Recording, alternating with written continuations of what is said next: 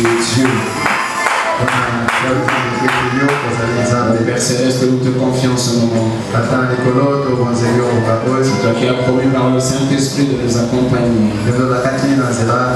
Parce que 2 ou 300 réunis autour de ta parole, tu es. Tu n'es pas un homme pour mentir. Glorifie ta parole au milieu de nous, Seigneur. Nous attendons véritablement qu'à toi, ô Père. Nous sortirons d'ici soit différent de la manière dont et que tu le fasses par le Saint-Esprit. Il est évident que ce que l'on ne sait faire, Dieu le fait mieux.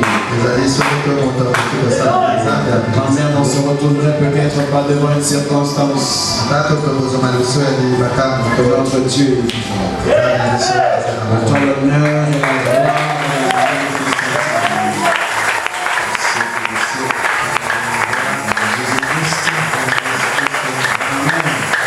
Applaudissez pour le Seigneur.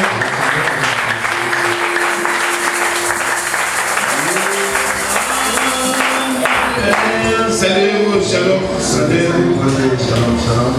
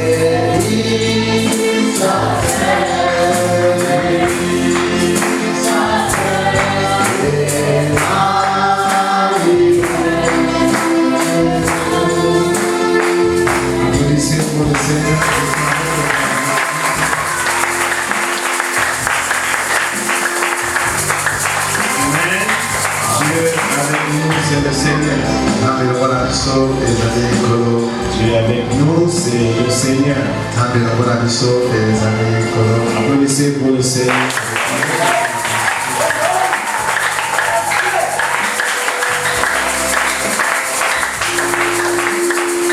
Matthieu 16e, 13e verset.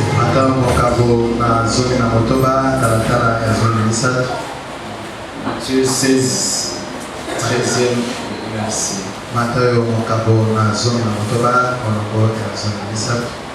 Jésus étant arrivé dans le territoire de Césarée de Philippe, demanda à ses disciples, qui dit-on que je suis? Moi, le Fils de l'homme. Ils répondirent, les uns disent que tu es Jean-Baptiste, les autres Élie, les autres Jérémie ou l'un des prophètes. Et vous leur dit-il, que dites-vous que je suis? Simon Pierre répondit, tu es le Christ, le Fils du Dieu vivant. Jésus reprenant la parole lui dit, tu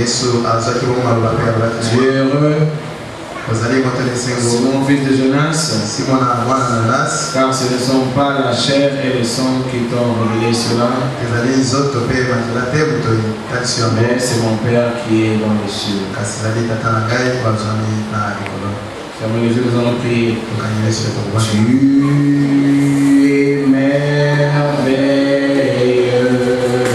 tu es merveilleux, désire voir ta face encore et là, refuse-moi ta grâce à moi. Jésus, tu es merveilleux.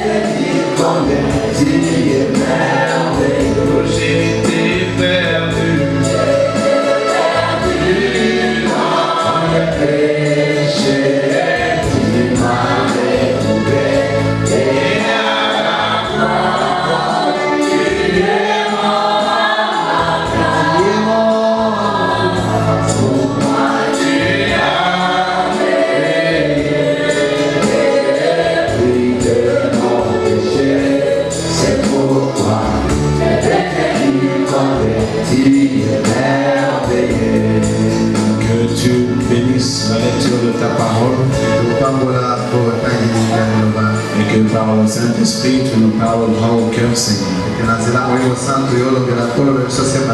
Seigneur, qu'il n'y ait personne qui soit en cet endroit qui soit en mesure de comprendre ta parole telle qu'elle est proclamée. Parce que la Bible dit qu'ils seront tous enseignés de Dieu. Bénis-nous dans le lieu céleste en Jésus-Christ. Et que cette parole surnaturelle nous apporte la paix et la joie. Que cette parole surnaturelle nous apporte la guérison, la prospérité, la santé. Et croyons que tu reviens prendre ton église pour l'enlèvement. Alors que le monde touche pratiquement à sa fin. Nous le croyons selon la révélation. Dans le merveilleux nom de Jésus-Christ. Amen. On va vous mettre.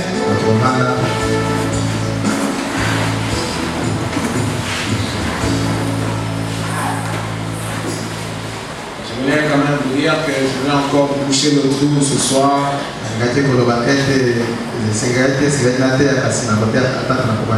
que le prédicateur de ce soir m'a surpris sincèrement. Alors que je marquais dans mes besognes. Il m'a appelé tout à l'heure là pour me dire qu'il ne sait pas être là. Donc je serai obligé de boucher encore le trou parce que je ne m'étais pas préparé pour ça. Mais je pensais quand même profiter de petits sujets de la fois passée. Commentant toujours sur Matthieu 16. Donc nous avons lu comment le Seigneur pose la question à ses disciples. Parce que comme nous l'avons entendu tout ce temps, que sa personnalité était un grand mystère. Et que quand les Israélites l'ont vu à l'œuvre, ils l'ont confondu avec des humains. Et on l'a comparé à Jérémie, d'autres Jean-Baptiste et ainsi de suite. Ou carrément l'un des prophètes. Et je crois qu'on a aussi compris que, c'est-à-dire à partir de cette portion d'écriture, nous comprenons encore davantage la divinité même de Jésus-Christ. Comment il a toujours été l'unique et seul acteur principal dans ce glorieux plan de la rédemption.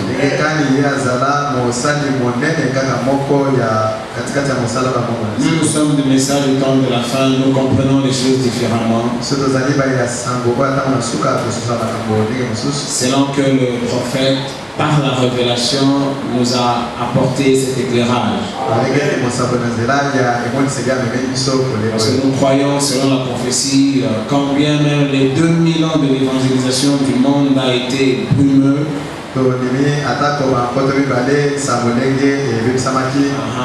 Mais il y avait une promesse que vers le soir, il y aura une grande lumière qui brillera. Et nous le comprenons conformément à Luc 17:30, la révélation du Fils de l'homme. Nous comprenons par Apocalypse 10, n'est-ce pas, la descente de l'ange puissant qui descend avec le livre enfin ouvert. C'est pourquoi il nous a présenté Dieu différemment des dénominations. Je suivais le prophète ce matin. Dans la prédication, nous voulons voir Jésus. Et il s'est mis à expliquer, mais malheureusement, je n'ai pas retrouvé la brochure pour vous apporter la portion là. Mais il démontre comment avant le commencement, il était cet être mystérieux. Il était cet être puissant et éternel. Mais il était un peu comme statique. Il était tout plein de lui-même. Sauf que dans son fond, il y avait des attributs. Comprendre la divinité de Jésus-Christ quand ça nous vient par la révélation, c'est la chose la plus facile qui soit. Mais pour celui qui n'en reçoit pas la révélation, il sera continuellement embrouillé. C'est comme je vous avais dit la fois passée, hein? Quand Pierre a répondu, tu es le Christ, le Fils du Dieu vivant. Et le Seigneur qui reprend pour lui dire, tu es heureux Simon Pierre, fils de Jonas, car ce n'est pas la chair et le sang, mais c'est mon Père qui est aussi.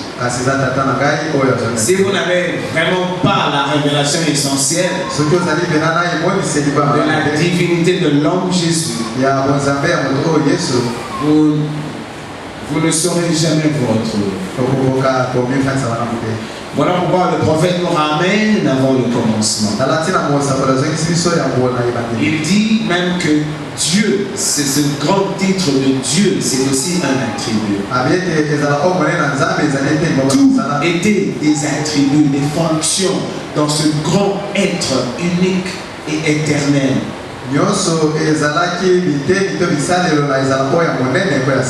ce que nous voyons ici au-delà de la création, tous les titres qui lui reviennent, ce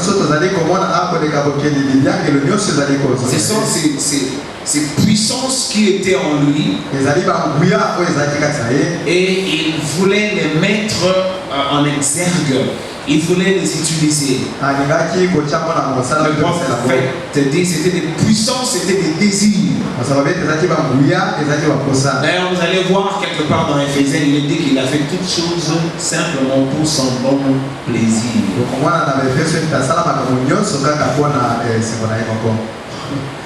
Le prophète dit quand la colonne de feu, quand la lumière du commencement s'est manifestée, il dit c'était comme un fils qui était là sorti de la maison du Père et qui s'amusait à déployer la création. C'était de la joie pour Dieu quand il a décidé finalement d'exécuter son plan. Alors de l'autre côté de la création, de l'autre côté du temps, il était seul. Il a toujours été seul. D'ailleurs, pour nous qui constituons son corps de ce côté de la création, la révélation dit que nous étions des vies en lui. En fait, c'est de lui que nous avons été manifestés. Nous aussi, comme Christ, venons des profondeurs de l'éternité. Amen.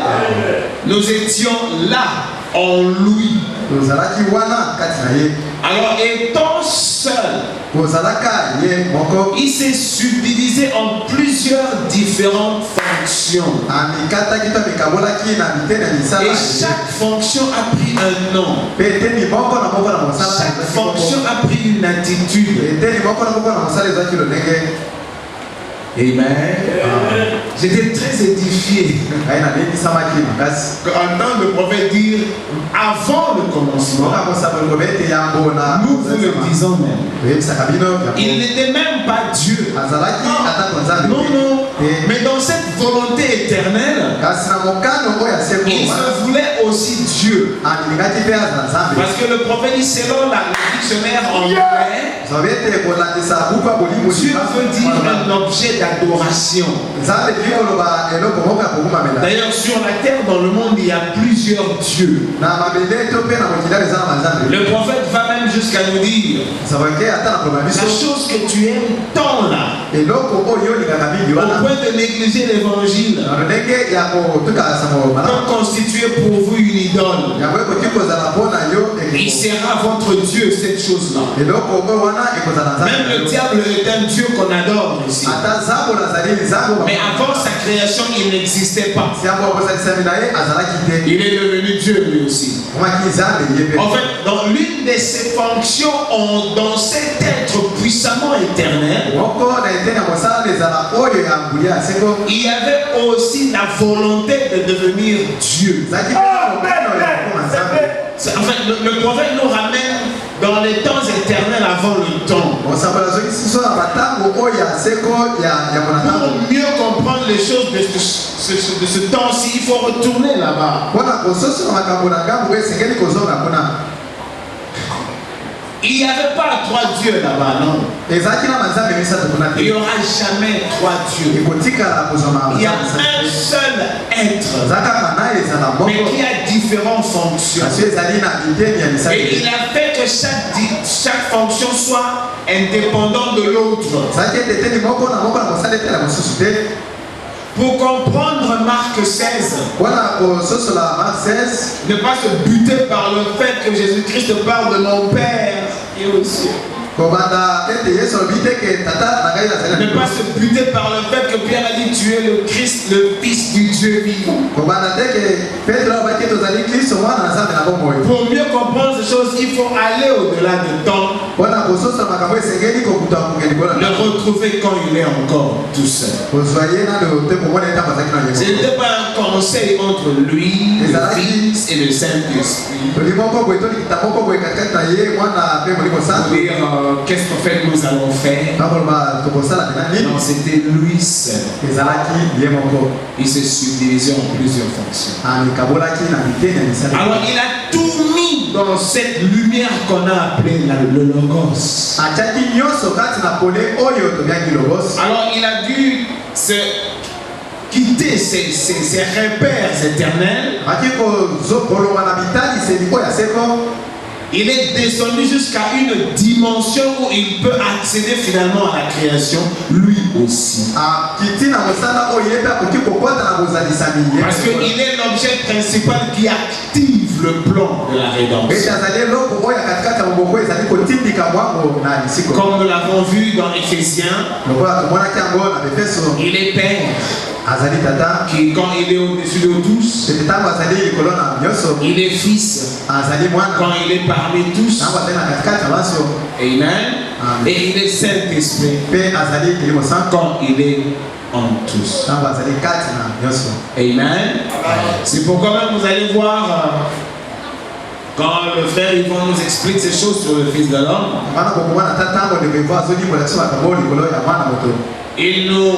il nous ouvre l'intelligence pour que l'on ne confonde pas le Fils de l'homme et avec un Fils de l'homme. Il cherche à nous convaincre de manière à croire qu'il y avait effectivement deux comment dire, activité essentielle en ce temps de la fin. Comme nous le disons souvent, la complication avec nous, surtout au temps de la fin, et que nous avons reçu 2 anges. C'est là la grande complication. L'un était terrestre, l'autre était céleste. Alors leur combinaison apporte une grande confusion. Or, quand nous comprenons que Dieu fait tout et il le fait seul, vous n'aurez pas de difficulté à distinguer William Branham de Jésus-Christ aujourd'hui. Parce qu'il y a des milliers qui confondent ça. Qui tiennent mordicus, qui veulent que William Branham soit le Jésus d'aujourd'hui. Et il y a même d'autres qui relèvent Jésus-Christ au groupe de ceux qui ont échoué. Et d'élever même William Branham à un niveau plus élevé. Parce que, en toute évidence, selon le plan de la rédemption, il fallait que Dieu fasse plus de choses à la fin que quand il est venu, comment dire, dans la chair en Jésus-Christ. Les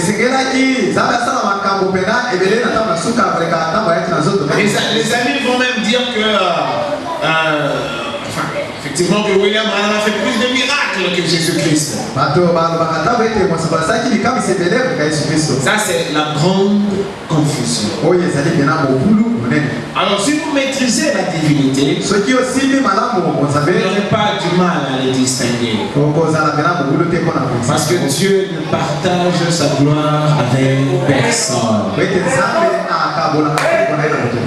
Ainsi parle l'Éternel. L'Éternel, L', éternel, un seul être. Amen. Donc c'est ce que nous essayons un peu de voir, quoi. Je voulais seulement parler à l'église. Évidemment je fais le bouche-trou, je ne suis pas le prédicateur.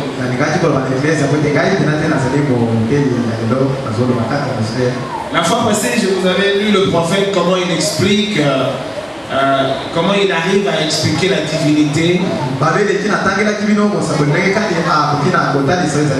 Il expliquait, je pense, à un prédicateur qui lui disait que tu compliques les gens quand tu dis que Jésus-Christ était Dieu.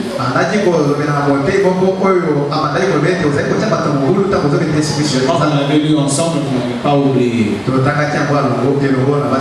Mais j'étais quand même heureux de vous expliquer ça à ma façon.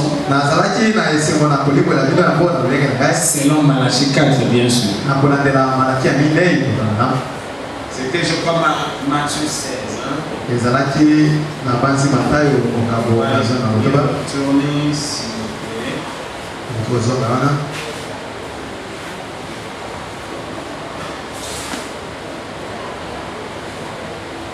Jésus étant arrivé dans le territoire de Césarée de Philippe, demanda à ses disciples, que dit-on que je suis? Moi, le Fils de l'homme. Ils répondirent, les uns disent que tu es Jean-Baptiste, les autres Élie, les autres Jérémie, ou l'un des prophètes. Alors et vous, leur dit-il, que dites-vous que je suis? Simon Pierre répondit, tu es le Christ, le Fils du Dieu vivant. Jésus reprenant la parole lui dit, tu es heureux Simon, fils de Jonas, car ce ne sont pas la chair et le sang qui t'ont révélé cela, mais c'est mon Père qui est dans les cieux. Et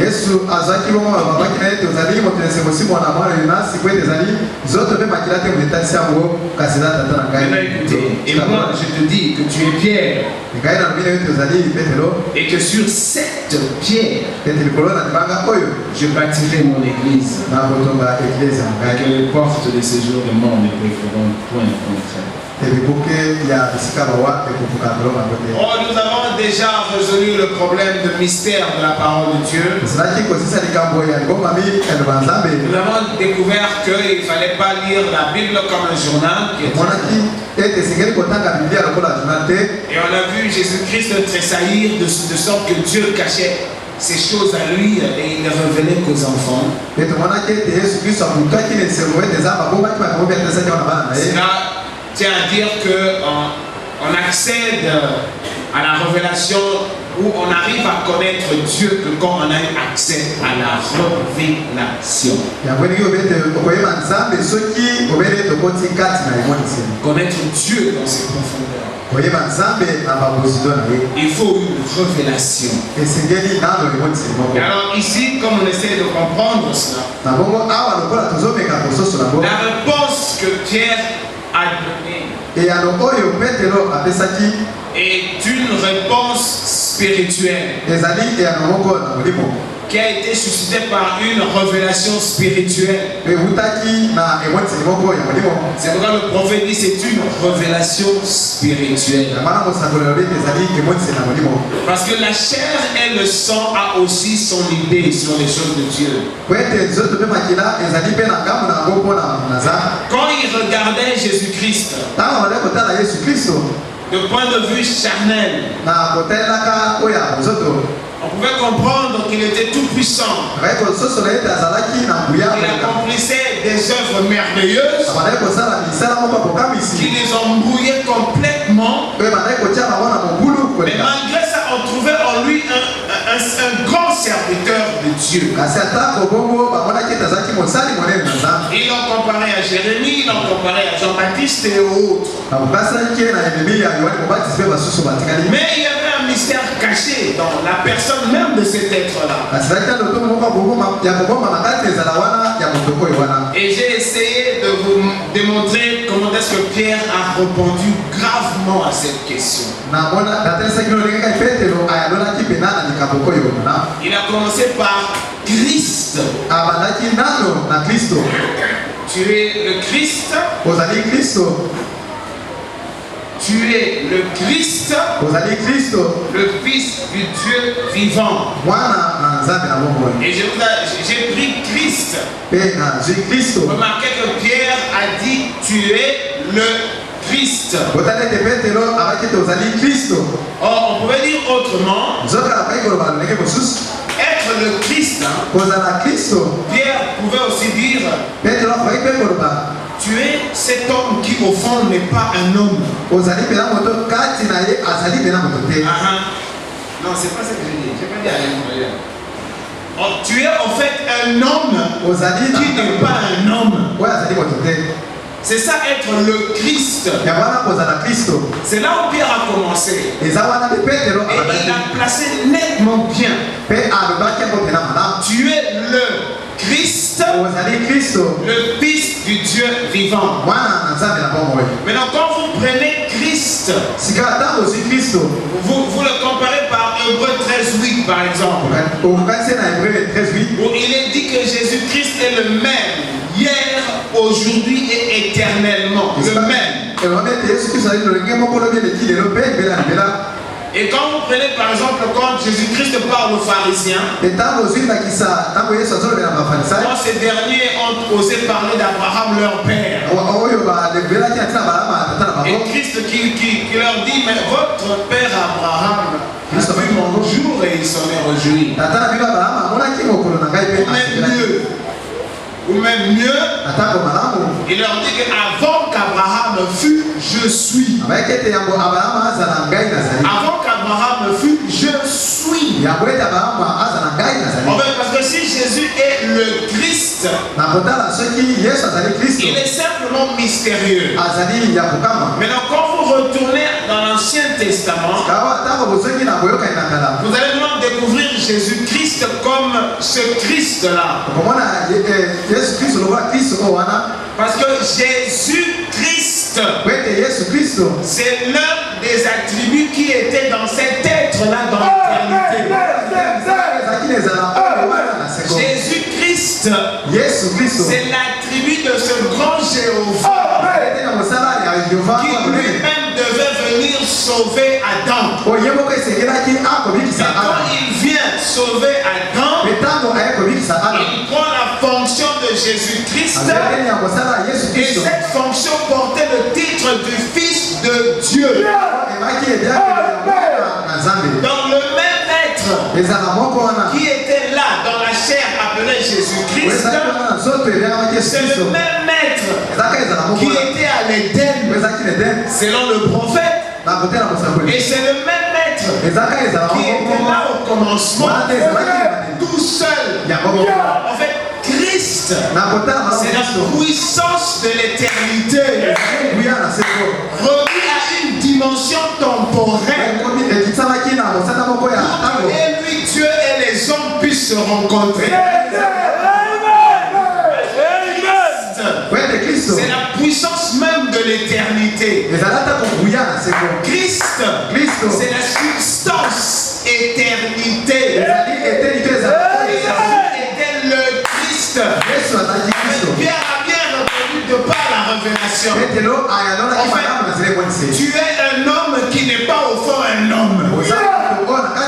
Tu es le Christ. Oh là là. Christ, si vous voulez, a toujours fonctionné. Fonction Jésus. C'est vrai, le prophète dit, il est Dieu Morphée.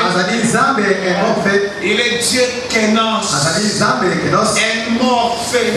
Alors moi j'aime le prophète. Il est Dieu qui change de masque, qui change de rôle. Il était en Moïse, c'était lui. Il était en Noé, c'était lui. Quand Abel était en train de mourir à l'autel avec son holocauste, c'était lui. Quand papa Abraham, comme Melchisédek, qui n'a pas de généalogie, voilà, avant qu'Abraham fût, je suis. Melchisédek, même ni commencement.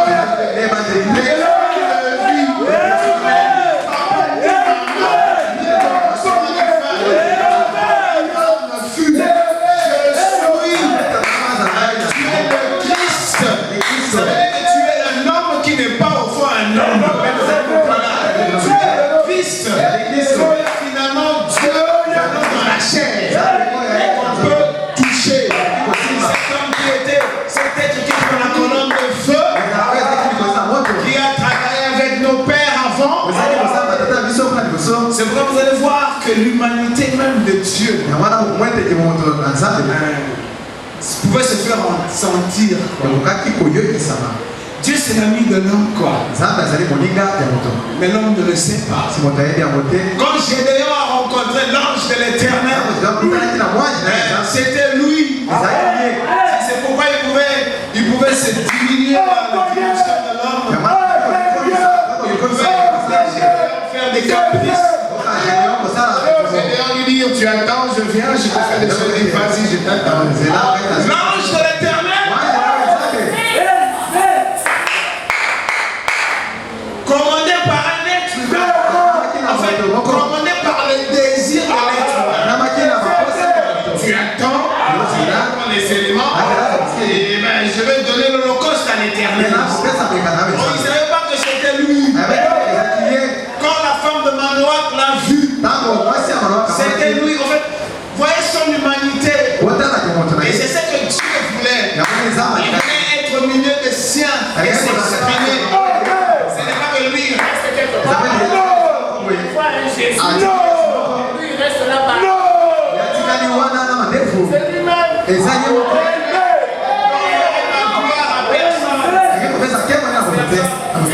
à un moment donné, Jésus-Christ se calme. L'église fonctionne par le Saint-Esprit. Alors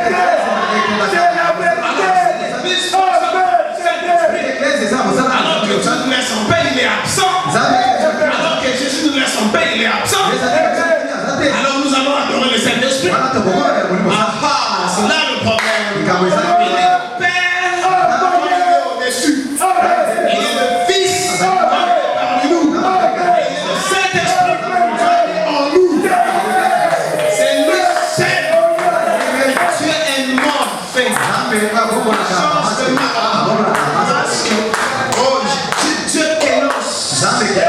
qui se déversent. Voilà pourquoi ils étaient les messiettes, les prophètes. Voilà pourquoi ils étaient des Christ en miniature. On a vu ces prophètes exprimer même la vie de Christ en avance. C'était l'esprit de Christ qui était en eux. Amen. Donc je vous avais dit ça. Je vais profiter comme ça, je vais arriver au boulot. J'ai des choses un peu compliquées là. Le Christ. Donc vous comprenez. Celui qui apparaissait mystérieusement dans l'ancien temps. Elohim. Abraham a vu venir sur le champ de Mamre. C'était lui.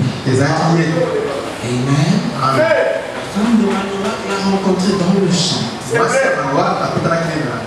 C'était lui.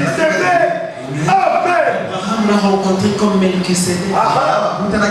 Si seulement on prend Melchisedec, il n'a ni commencement, ni fin, ni généalogie, ni père, ni mère. Alors qui est-il? Un homme de Dieu.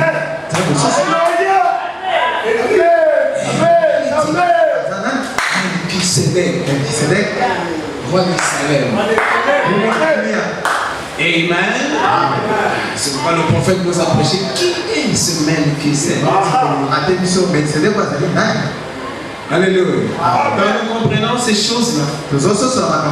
Voilà pourquoi Pierre a répondu le Christ. Le Fils de Dieu vivant.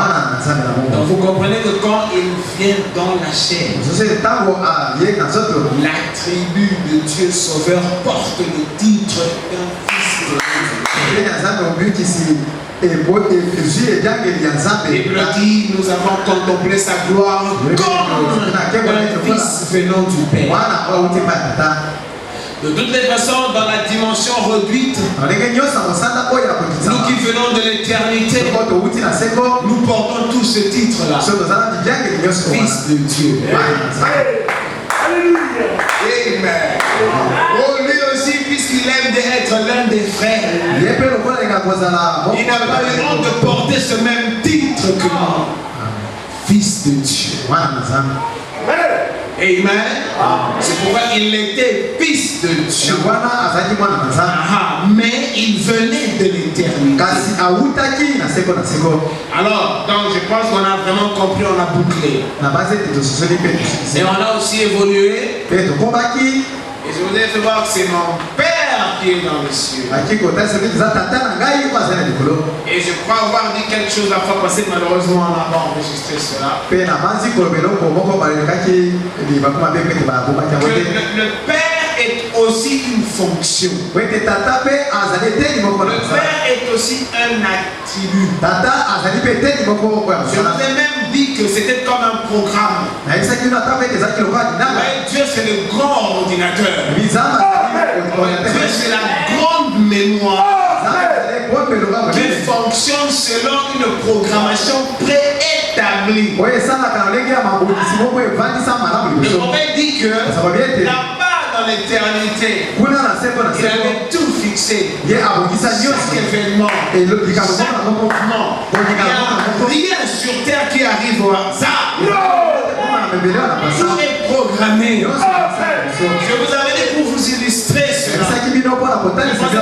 Jésus était là. Il était là.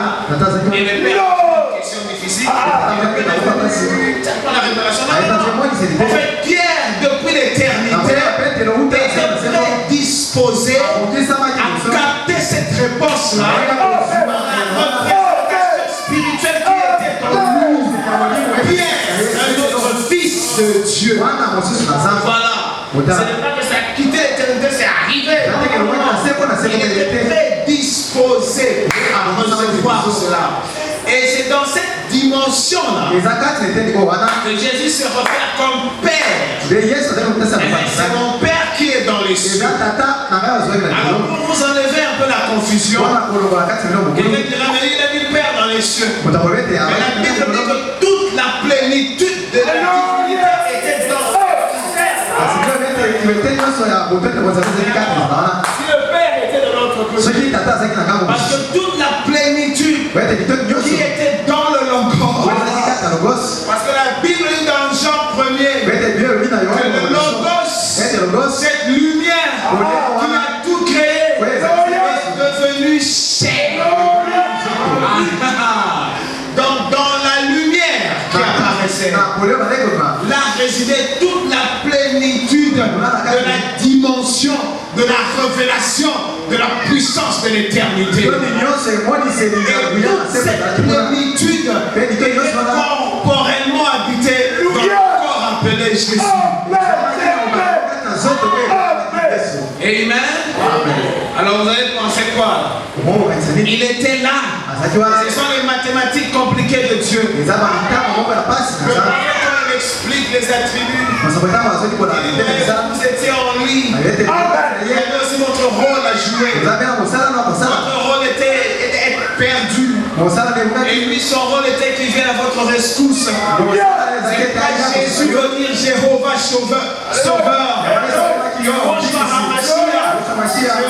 Sauveur. Le Christ. Alors c'est de venir Jésus. Alors lui, son rôle était plus grand. Amen. C'est pas qu'il est venu dans cette totalité. Et chacun de nous portons la vie Zoé. Okay? C'est dans la dimension de notre capacité. Il est Christ tout en tout. C'est lui qui remplit toutes choses. Vous regardez, en ce jour-là, vous comprendrez. Le prophète dit. Vous allez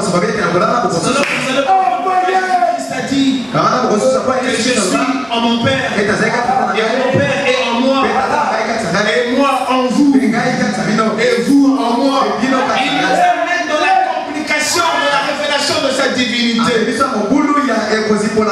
C'est que cette façon de présenter les choses. Vous comprendrez en ce jour-là que je suis en mon Père, et mon Père est en moi, et moi en vous, et vous en moi. Jésus-Christ vous ramène à l'éternité. Vous êtes des êtres mystérieux de l'éternité. Parce que le prophète dit la vie éternelle ne commence pas. C'est dans le plan de la rédemption. C'est dans ce qu'on peut appeler le protocole. Que on dit, je suis devenu chrétien, frère. Non, non. Vous avez tout. Vous avez en vous de la représentation. Vous avez la vie de Dieu en vous, mais qui était un peu comme Ternica débranché. Quand le Saint-Esprit vient en vous, il ne vous récrée pas. Il vous donne la possibilité de vous refaire.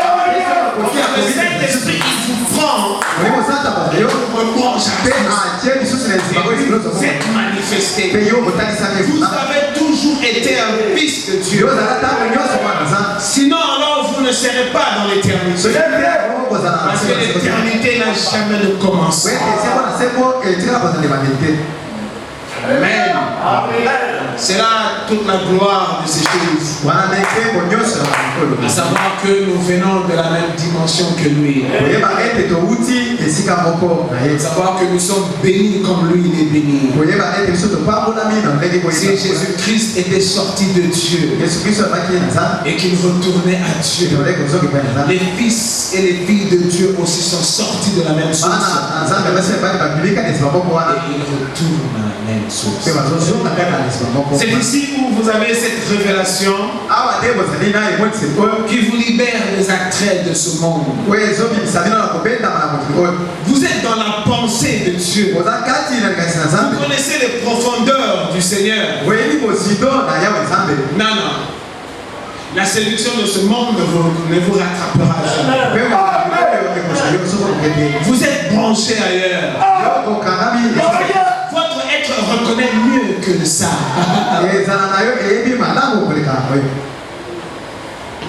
Votre être reconnaît mieux que ça. Si vous êtes un vrai combattant de Christ Jésus.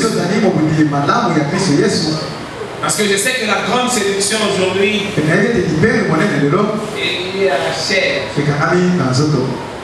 l'animosité des humains se manifeste par leur débordement lié à l'impudicité et toutes ces choses, à la convoitise de la chair. Mais si vous êtes un fils de Dieu et vous avez compris les profondeurs du Seigneur, cela ne vous attirera jamais. Je vous avais dit, je vous dirai encore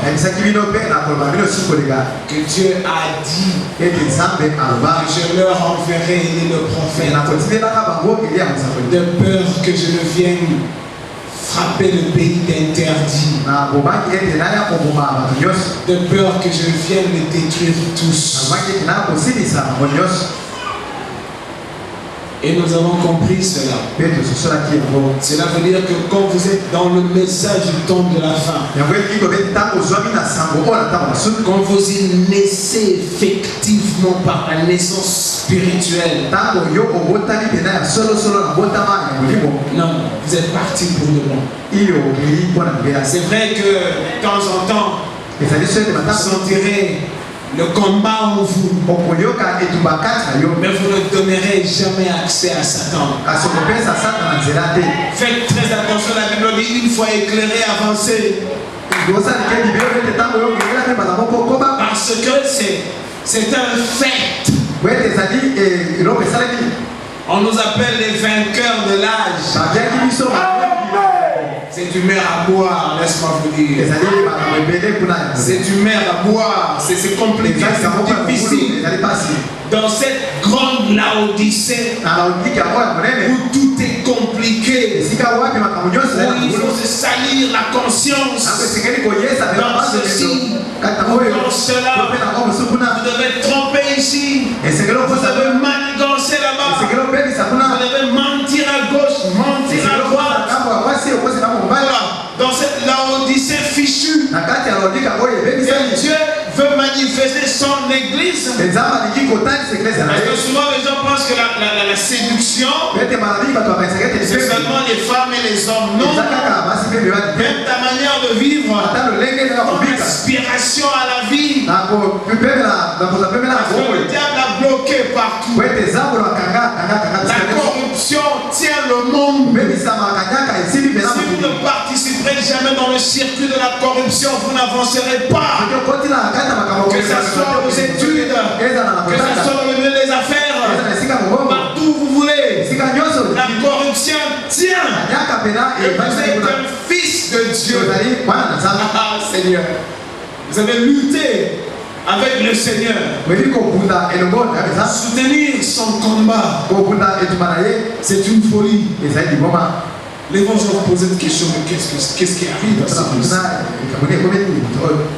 Alléluia.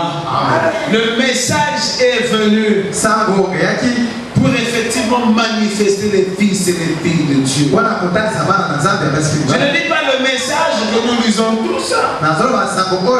Je ne dis pas les brochures que nous avons tous. Je dis la révélation de ce qui se trouve dans les brochures. Parce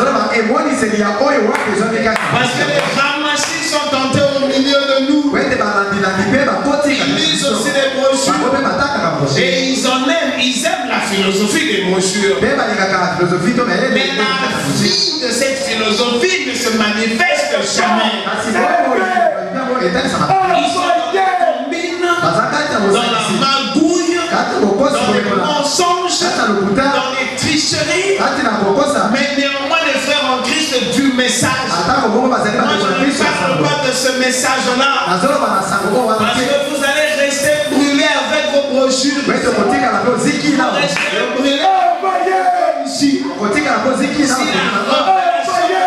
révélation n'arrive pas dans votre âme, mais avez-vous rencontré la révélation de la révélation? Amen.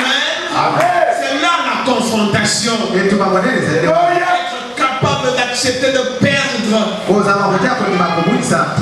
respecter et glorifier la parole. On vous dira il faut mentir ici. On dirait qu'il faut falsifier ici. Écoutez. Écoutez. Dieu s'occupe des siens. Dieu s'occupe des siens. Si vous êtes encore incapable d'accepter de perdre, parce que vous devez refuser de mentir, c'est là où l'évangile commence pour vous. Mais combien mentent jour après jour et entrent ici et chantent avec nous? Combien déçoivent le Saint-Esprit et viennent quand même ici chanter avec nous? C'est pourquoi nous avons dit c'est là le message du temps de la fin. Nous ne regardons pas les humains qui viennent. Nous cherchons le témoignage de ces humains qui viennent. C'est ce qui nous emballe le plus. Le témoignage de ces individus qui viennent. Venez, c'est bon. Souriez jusque-là. On est ensemble.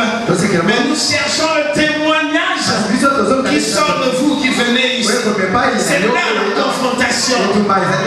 C'est pourquoi il a bien dit. Je leur enverrai Élie le prophète.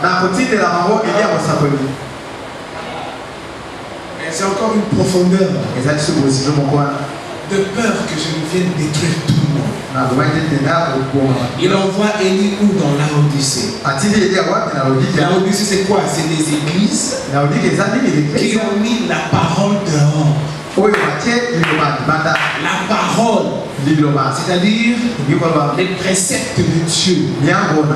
Quand Jésus-Christ a envoyé les disciples faire des disciples, l'ordonnance était que enseignez-leur à observer mes prescriptions.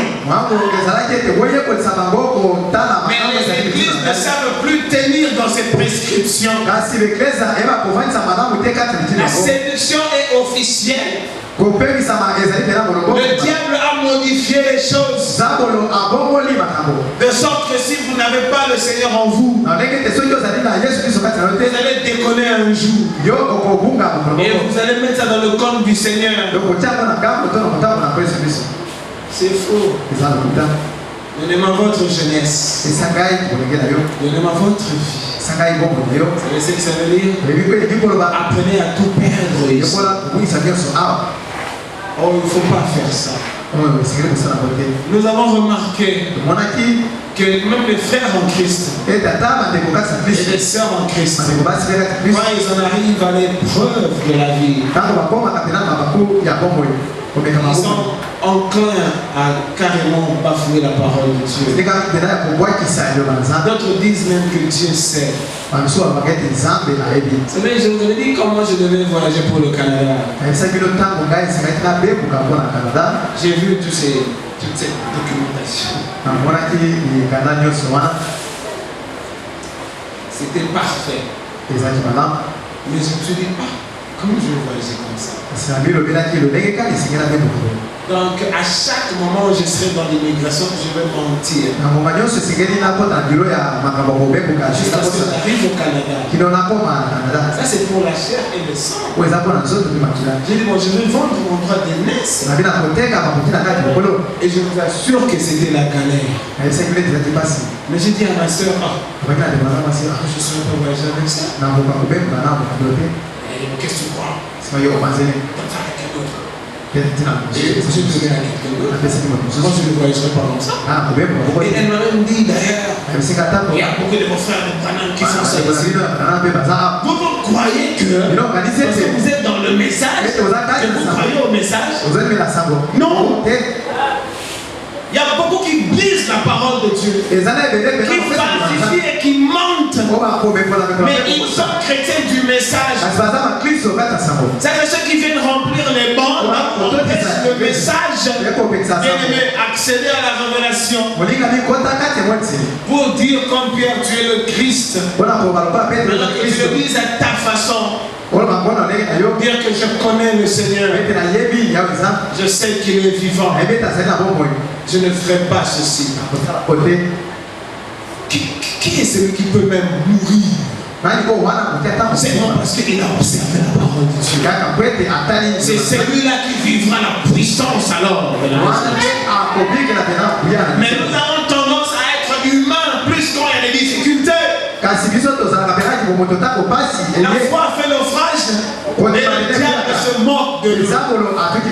Mais si vous êtes un fils de Dieu ou une fille de Dieu, vous ferez votre face. Comme nous avons eu un prophète qui a dit: je préfère manger un pain sec et boire de l'eau que corrompre ma foi par toutes ces propositions qui viennent des dénominations. On voulait le prendre en charge, mais on lui exigeait de changer sa doctrine. Et il y a beaucoup de pasteurs qui venaient le voir, qui disaient que nous croyons ce que tu dis là. Mais comment allons-nous faire? Le système va nous rejeter. Alléluia. Amen. Et on l'a abandonné effectivement. Et il est resté tout seul. Quel est ce chrétien-là aujourd'hui qui va aller jusqu'au bout avec le Seigneur?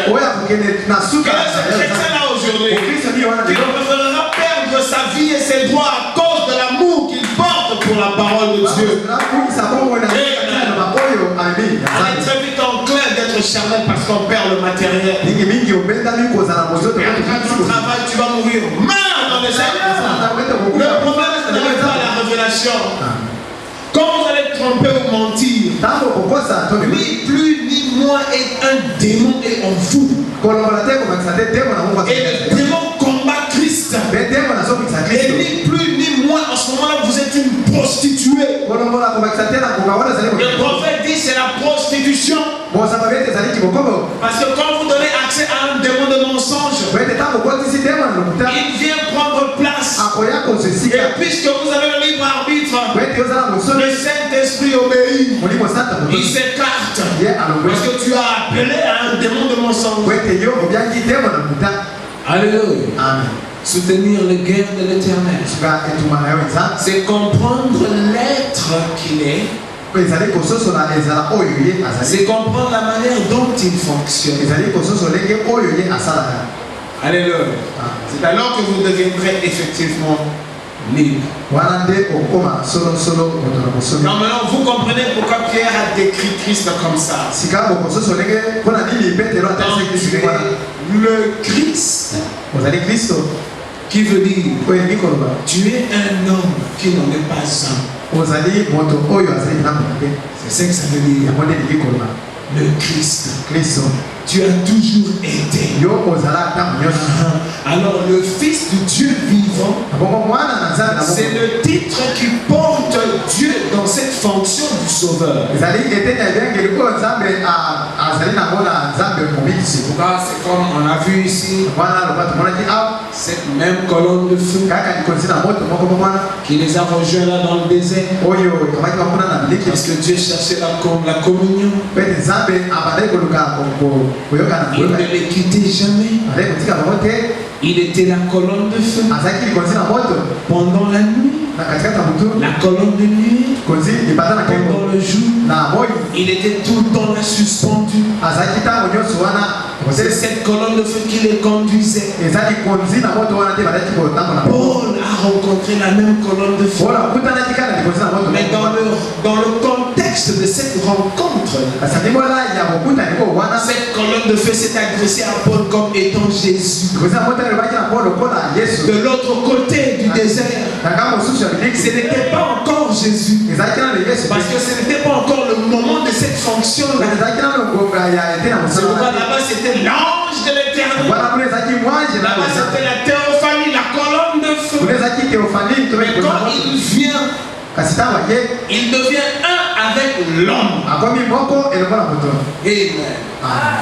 Quand il vient, il se reconnecte avec l'homme.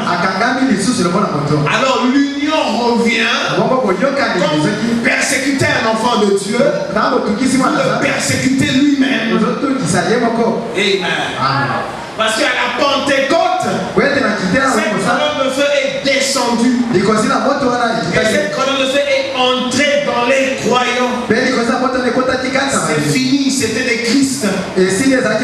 c'est fini, c'était la colonne de feu. C'était les portions de la colonne de feu des êtres humains. Ce n'étaient plus des humains. Ils étaient ramenés à la dimension céleste. C'est pourquoi Jésus-Christ a étonné Paul dans la colonne de feu. La colonne de feu répond à Paul.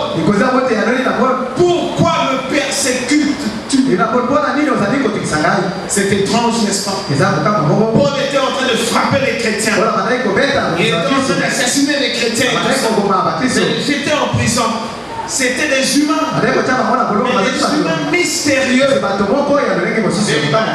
Et ils avaient reçu la colonne de feu en eux. On les avait ramenés à la dimension de Christ. On les avait ramenés à la dimension de l'éternité.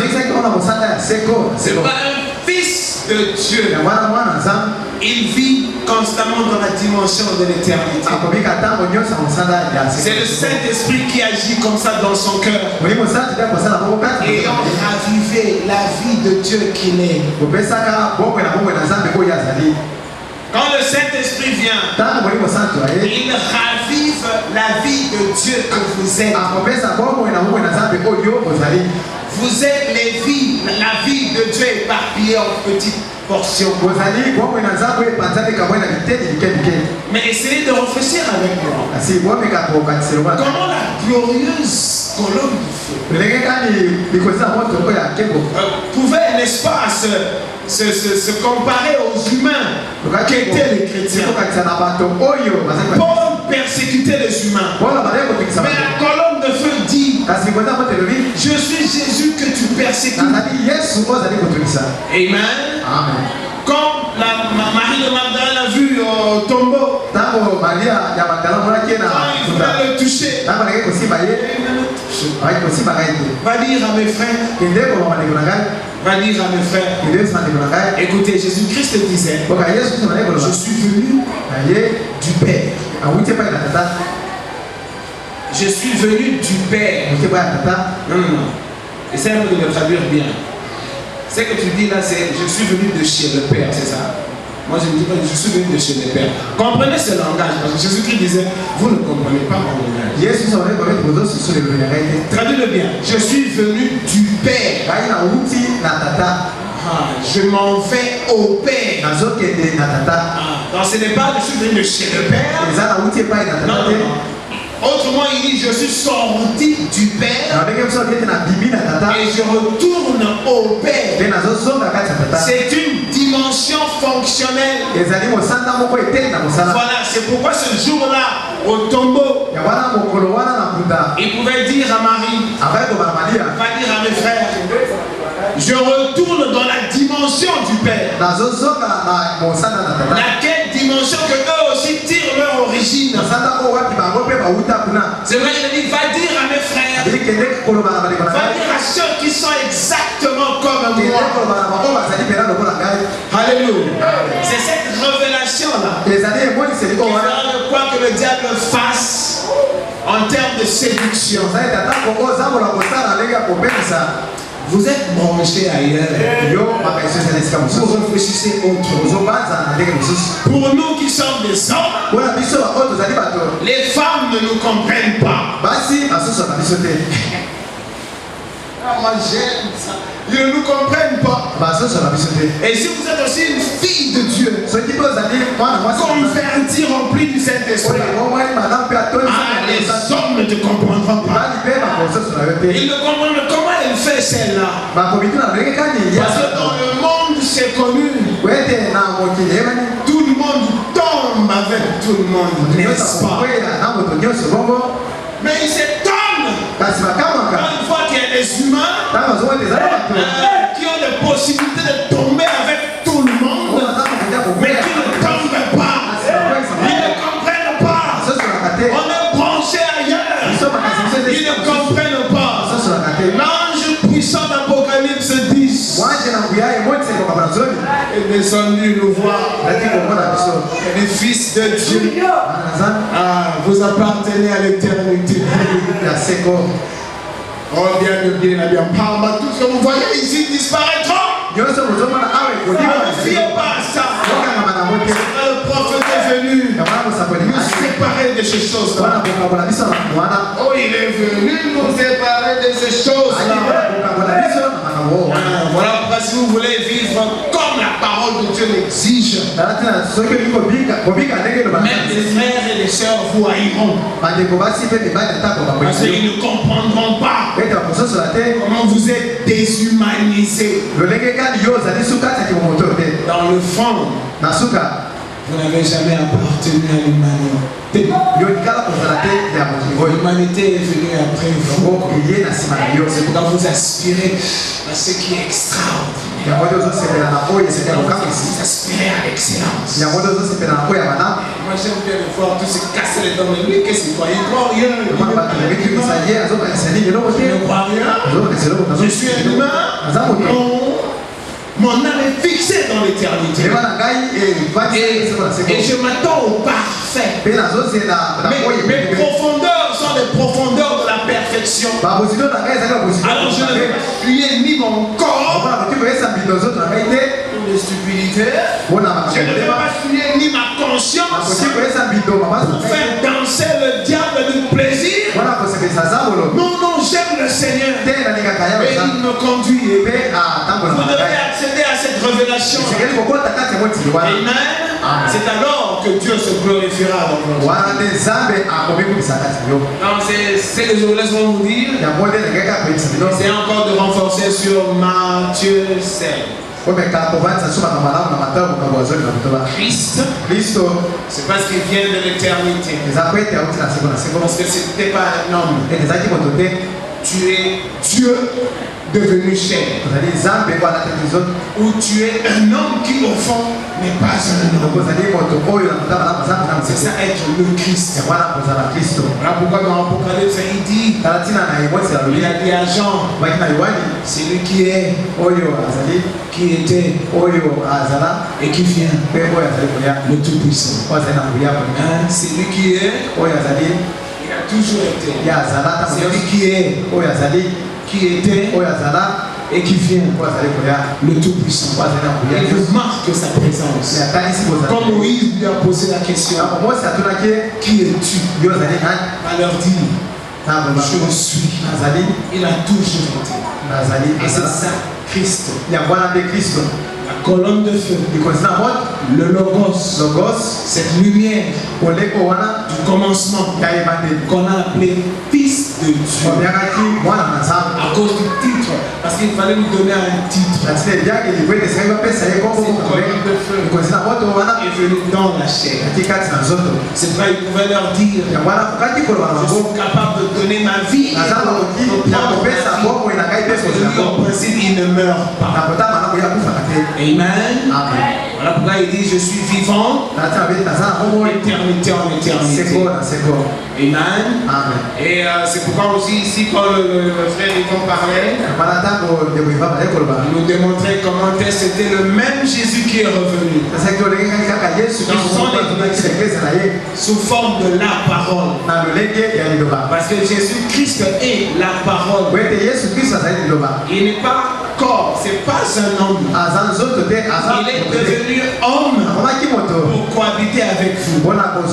Mais avant qu'il ne devienne homme, il est la parole. Amen. Et quand il monte, il revient. Il est la même parole qui a toujours agi. C'est pourquoi le Fils de l'homme est le Fils de David. Amen. Il est Fils de l'homme. Il est Fils de David. Quand il vient comme Fils de l'homme, comme on a dit,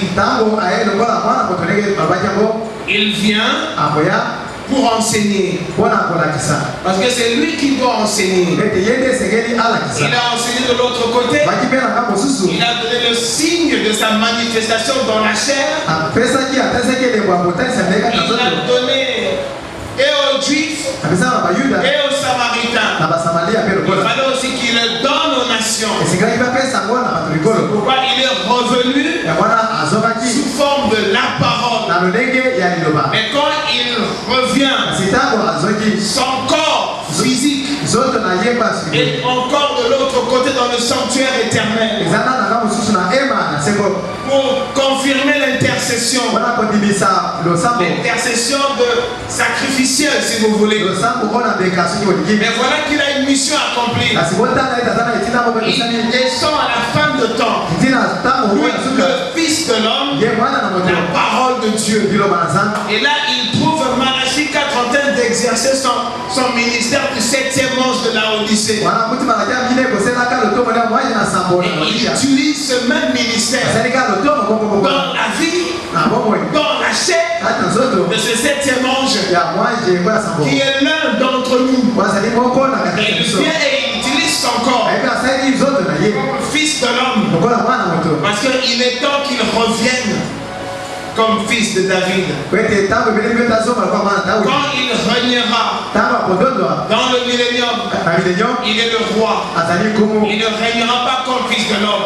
Non, il règne comme fils de David. Vous voyez un autre titre. Comme fils de David. Mais de ce côté-ci, il est fils de l'homme quand il vient enseigner. C'est pourquoi il a apporté la totalité de l'enseignement de la parole en tant que fils de l'homme. Or, pendant la Pentecôte, jusqu'ici, c'est lui qui se meurt dans l'église.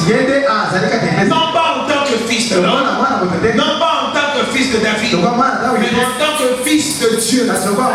Fils de Dieu, c'est Jésus-Christ dans la puissance du Saint-Esprit, conduisant l'église. Ce sont ses fonctions à lui. Mais à la fin de temps, il fallait qu'il nous amène le grand enseignement. Il fallait qu'il vienne ressortir les profondeurs de Dieu. Ce n'est pas un homme qui apporte ça à son épouse. Il vient lui-même. Amen. Et c'est pourquoi il dit que Dieu lui-même nous a apporté la parole en ce temps. Parce qu'il ne laissera pas un homme ensemencer l'église spirituelle. C'est lui-même qui vient avec la sémence parole pour ensemencer l'église. C'est une autre dimension. Il ne le donnera à personne. C'est qu'il avait programmé de revenir de nouveau dans l'église conformément à Apocalypse 10 pour donner la grande révélation. C'est pourquoi les 7 tonnerres ont été libérés par l'agneau. C'est l'agneau seul qui a vaincu. J'ai fini. La question était posée pour ta perte. Pour ma perte. Qui est digne de prendre le livre et d'enseigner aux humains? Et Jean regardait. Vous savez, dans la pensée de l'éternité, le 7e ange était là. Dans la pensée de l'éternité, le 6e ange était là. Dans la pensée de l'éternité, Moïse était là. Noé était là. David était là. Mais alors, qui est digne? Il n'y a personne. C'était l'agneau seul qui était digne.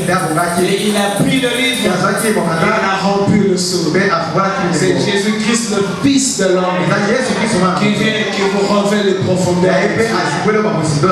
Et nous avons toujours connu cela. Quand vous découvrez les profondeurs de Dieu, vous découvrez votre propre profondeur. C'est là la révélation et la liberté. Applaudissez.